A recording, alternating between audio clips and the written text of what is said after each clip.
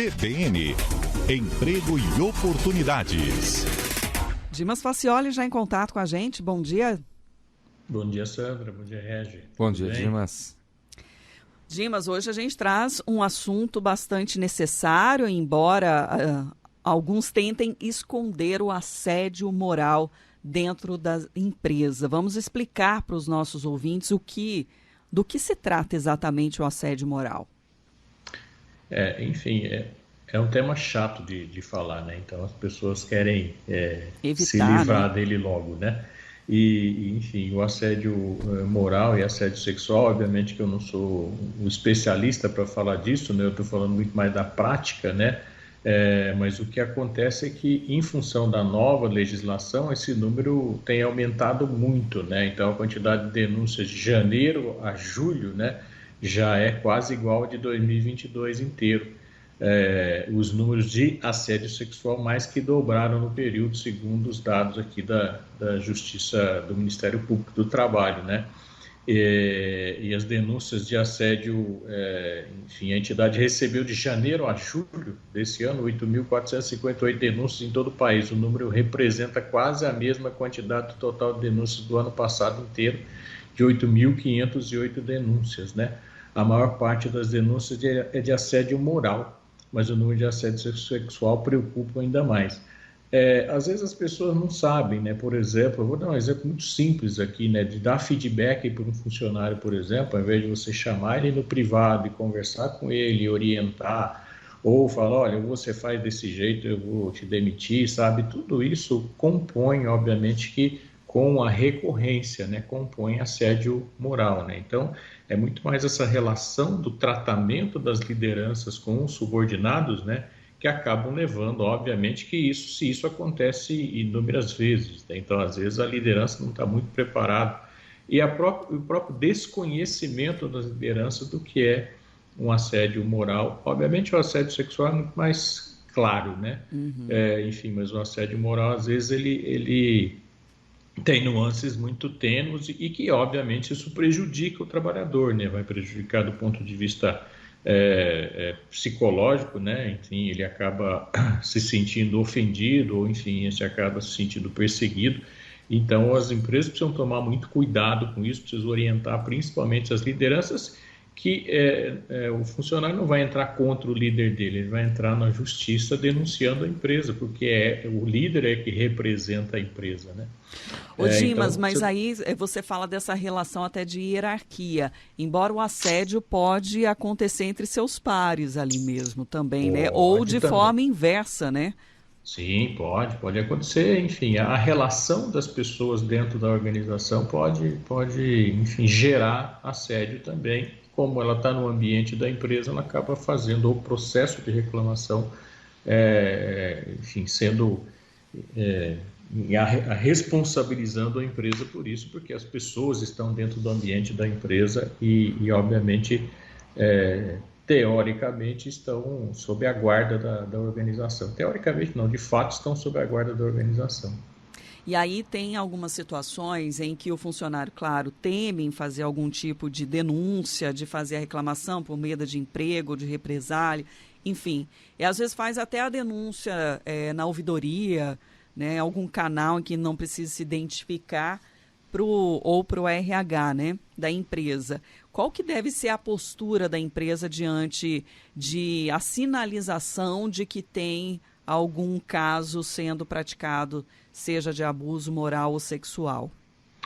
Primeiro, a empresa precisa ter esses canais, né? Então, às vezes, as empresas nem esses canais têm, a pessoa não tem a quem recorrer. Então, imaginando que ela tem um canal de denúncia, por exemplo, que a pessoa possa fazer, ou ela faça isso junto ao RH, o RH também precisa estar preparado para receber, né, essa denúncia. Então, todos os casos precisam ser tratados. Então, ela precisa dar atenção, precisa dar apoio, precisa entender de fato o que está acontecendo, apurar e, obviamente, enfim, tomar as providências se aquilo de fato está acontecendo, né? Então, ela precisa, na verdade, ela precisa ter tolerância zero a questão do assédio moral e assédio sexual. Então, você precisa dar esse nível de segurança para as pessoas que trabalham lá, porque ela não tolera esse tipo de atitude, né? Então, ela vai fazer isso no processo de, primeiro, ter esses canais, né, de ter abertura para as pessoas denunciarem, e depois dar o tratamento adequado para essa denúncia, né? Na verdade, proteger a pessoa que está denunciando,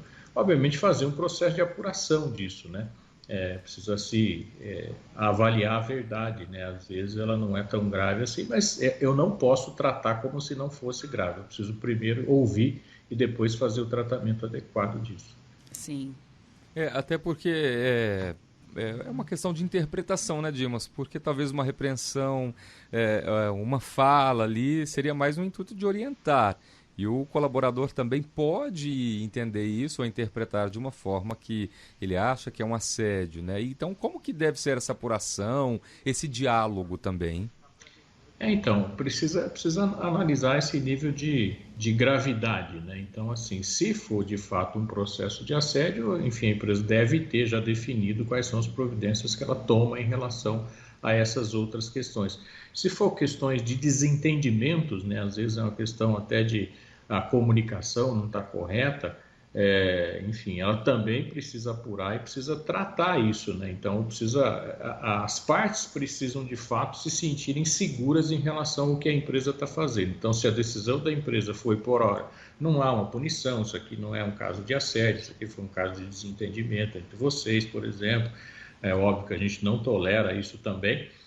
Mas as partes precisam sair satisfeitas dessa negociação e isso acabar não acontecendo mais, né? Então, é importante a empresa saber fazer esse trabalho também, saber entender como fazer isso, porque senão ela vai muito no processo de punição, fala, tem problema aqui, vou demitir todo mundo, vou trocar todo mundo. Não é assim que se faz, né? Ela precisa criar um ambiente que seja um ambiente favorável ao diálogo, que seja um ambiente que as pessoas possam se manifestar também, que as pessoas possam colocar o seu nível de descontentamento enfim, chegar num nível de ambiente que as pessoas gostem daquele lugar, né? É muito ruim você ir para um ambiente de trabalho já pressionado por um ambiente que é um ambiente hostil, sabe? Então, é importante que a empresa comece a pensar comece a trabalhar muito fortemente sobre isso e, obviamente, ter discernimento para poder chegar no entendimento do que é assédio, do que não é assédio. E as pessoas, principalmente, trabalhar com as lideranças, né? As lideranças, de maneira geral, eu tenho sentido que não estão prontas, né, para esse novo normal no ambiente de trabalho. E aí enquanto você também falava, Dimas, eu estava lendo, né, dentro da pesquisa que você está trazendo, algumas das áreas em que existem mais casos desse tipo de assédio. E aí, na forma, né, das atividades de serviços gerais, aí, serviços diversos, também na indústria e no comércio. Então, nessas 3 posições em que isso tem sido mais frequente. De fato, essas são outras reclamações, não só de assédio moral. Eu trouxe aqui também o número de todas as outras reclamações que também aumentaram, né? Então, mas a área de serviços é a área que mais emprega, então provavelmente é a área que mais tem também problemas de assédio moral e sexual. Eu não levantei isso aqui, mas provavelmente porque o maior número de empregados está lá, segundo está a indústria e depois comércio, então é por isso que talvez os números sejam esses aqui, né? Mas, de fato, a área de serviços também ela é muito ampla, né? Então, a gente fala desde bar e restaurante aqui até, por exemplo, aviação, transporte, etc.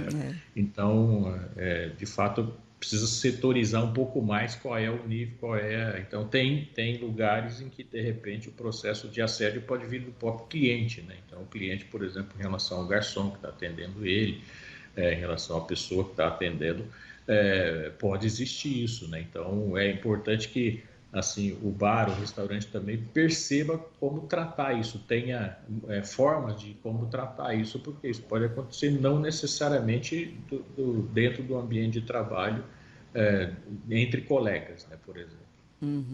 E realmente, pelos dados, houve um crescimento muito alto, né, em relação ao ano de 2022 para 2023, talvez até pegando um pouco ainda baixo, um número menor no ano passado, ainda reflexo da pandemia, porque aí foi quando as pessoas começaram a voltar, né, para os seus postos, a ter esse contato direto também com os colegas, com os gestores.